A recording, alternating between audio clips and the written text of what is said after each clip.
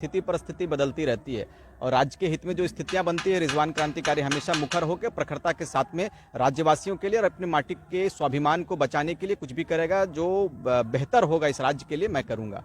मैंने चाहा कि आंदोलनकारी पार्टी के साथ में ही चलना और इस राज्य के लिए जो बेहतर सोच रखता हो, आदरणीय दिशोम गुरु बेहतर सोच रखा, फिर उनके सुपुत्र दुर्गा सोरेन जी की बात कर लें, उन्होंने भी इस राज्य के लिए काफ़ी बलिदान दिया है, काफ़ी संघर्ष किया है। उसके बाद हमारे यशस्वी मुख्यमंत्री श्रीमान हेमंत सोरेन जी की यदि बात करेंगे तो इन्होंने भी हमेशा राज्य के प्रति सोच रखा है और राज्य को बेहतर कैसे किया जाए, इन सोच के साथ में उनका कदम हमेशा बढ़ा है। तो मुझे लगा कि इस राज्य को बेहतर करने के लिए झारखंड मुक्ति मोर्चा के प्लेटफॉर्म पर आना होगा और इनके साथ मिलकर इस राज्य को बेहतर करना होगा। यशस्वी मुख्यमंत्री श्रीमान हेमंत सोरेन जी विषयों को खंगालते हैं और विषयों के साथ अपने आप को उतारने का प्रयास करते हैं और हर समय जब भी मेरी मुलाकात होती है सीएम साहब से, चाहे फिर कल्पना सोरेन से या फिर कई एक मंत्रियों से हमारी मुलाकात होती है, बैठकें होती है, बातचीत होती है, तो मैं मुद्दों के साथ में उनके साथ जाता हूं। तो आवाज उतने मुखर रहेगा रिजवान का? बिल्कुल, आज भी मुखर है, कल भी मुखर था और आने वाले समय पर भी मुखर रहेगा। हमने मुखरता के साथ में और प्रखरता के साथ में अपना परिचय देने का काम किया इस राज्य में और आगे भी लड़ाई जारी रहेगी। नमस्कार, आप देख रहे हैं 99 न्यूज़। मैं हूं दिलशाद खान।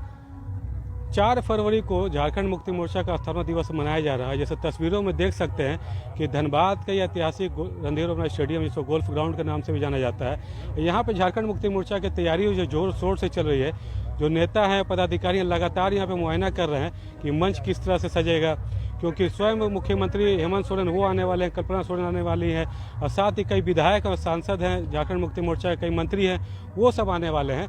अभी आपको एक विशेष शख्स से रूबरू करवाते हैं, रिजवान क्रांतिकारी। रिजवान एक जाना पहचाना नाम है झारखंड का। जैसे आपको पता है कि जयराम महतो की जो पार्टी जेल के, उनके साथ कंधे से कंधा मिला के पार्टी को इन्होंने खड़ा किया था और चुनाव में भी ये खड़े हुए थे, लेकिन ऐन चुनाव से पहले ही झारखंड मुक्ति मोर्चा में सम्मिलित हो गए थे। आज यहाँ पे गोल्फ ग्राउंड में आए हुए हैं। चुनाव के बाद पहली मुलाकात हुई इनके साथ हो रही। बताइए क्या कुछ परिस्थितियां बनी थी जो आप झारखंड मुक्ति मोर्चा को समर्थन दे दिया था चुनाव के वक्त? नहीं, बिल्कुल आपका धन्यवाद देंगे कि भाई आपने हम लोगों के विषयों के साथ में शुरुआती दौर से चला और आज फिर मुलाकात हुई आपसे, तो शुक्र अदा करेंगे आपका कि आपने हमारे स्थापना दिवस को भी आपने कवर किया है। देखो, स्थिति परिस्थिति बदलती रहती है और राज्य के हित में जो स्थितियां बनती है, रिजवान क्रांतिकारी हमेशा मुखर होकर प्रखरता के साथ में राज्यवासियों के लिए और अपने माटी के स्वाभिमान को बचाने के लिए कुछ भी करेगा। जो बेहतर होगा इस राज्य के लिए मैं करूंगा।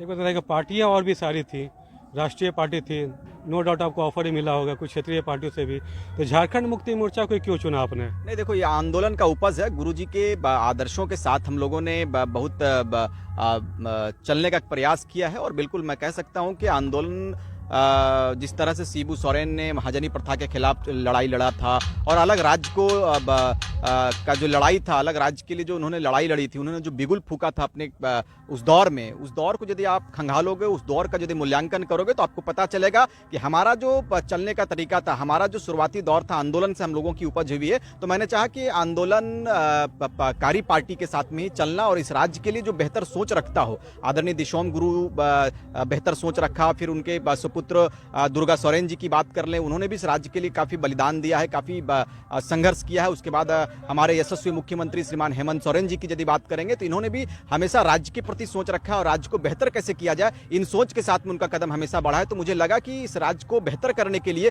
झारखंड मुक्ति मोर्चा के प्लेटफॉर्म पर आना होगा और इनके साथ मिलकर इस राज्य को बेहतर करना होगा। एक सवाल और रहेगा, जिस पार्टी में आप पहले थे, अल्पसंख्यक को, हालांकि हर एक समाज में आपका पकड़ था, लेकिन अल्पसंख्यकों की आप आवाज़ काफ़ी मुखरता से उठाते थे।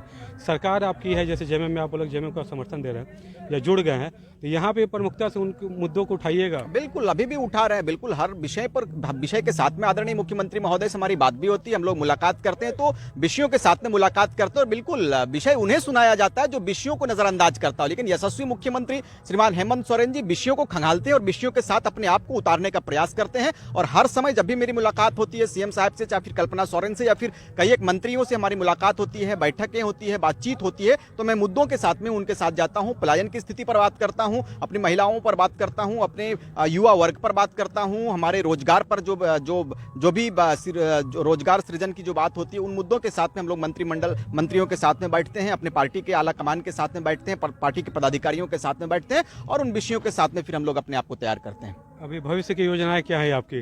बिल्कुल मेरी योजना नहीं, मैं तो एक अदना सा सिपाही हूँ, झारखंड मुक्ति मोर्चा का एक सिपाही हूँ और एक सिपाही होने के नाते आज देख लो कि मैं और हमारी पूरी टीम स्थापना दिवस को कैसे बेहतर किया जाए इसके बिल्कुल निरीक्षण के लिए हम लोगों का जो आदेश हुआ है निरीक्षण के लिए हम लोग आए हैं और कमेटियों से वार्तालाप हो रही है। कल लाखों लाख की संख्या में स्थापना दिवस पर हमारे क्षेत्र के और अगल बगल के विधानसभाओं के लोग यहाँ पर उपस्थित होंगे और जिला को बिल्कुल आप देखो कल का जो तस्वीर होगा, परसों का जो तस्वीर होगा, यशस्वी मुख्यमंत्री कल्पना सोरेन जी और अनेक मंत्रियों का आगमन होने वाला है कोयलांचल की धरती में, तो मुझे लगता है कल काफी योजनाओं को भी शायद हो सके मैं भी सुनाया जाए। कल का परसों का इंतजार सत्ता में अभी आप हैं तो आवाज उतने मुखर रहेगा रिजवान का? बिल्कुल, आज भी मुखर है, कल भी मुखर था और आने वाले समय पर भी मुखर रहेगा। हमने मुखरता के साथ में और प्रखरता के साथ में अपना परिचय देने का काम किया इस राज्य में और आगे भी लड़ाई जारी रहेगी। बहुत धन्यवाद। ये देखिए रिजवान क्रांतिकारी थे जो आए हुए थे यहाँ पे और फिलहाल इन्होंने भविष्य की योजना के बारे में बात की है कि मुखरता से अपनी आवाज़ जो है झारखंड की जनता की आवाज़ वो लगातार उठाते रहेंगे। तो फिलहाल इतना है। 99 न्यूज़ के लिए धनबाद से मैं दिलशाद खान।